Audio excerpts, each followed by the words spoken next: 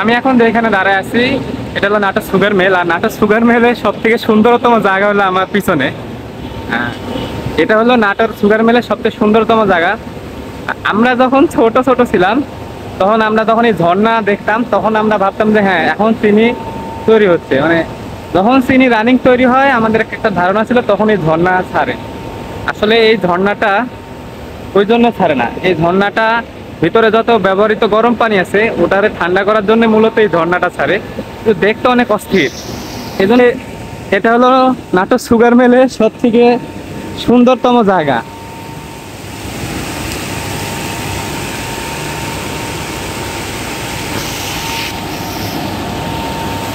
তার থেকে বড় কথা হলো সুগার মিলে আসলে এমন কোনো লোক নাই যে এই জায়গাতে আসে না, মানে এই জায়গাত না আসলে সুগার মিল ঘোরার কিছুই থাকে না।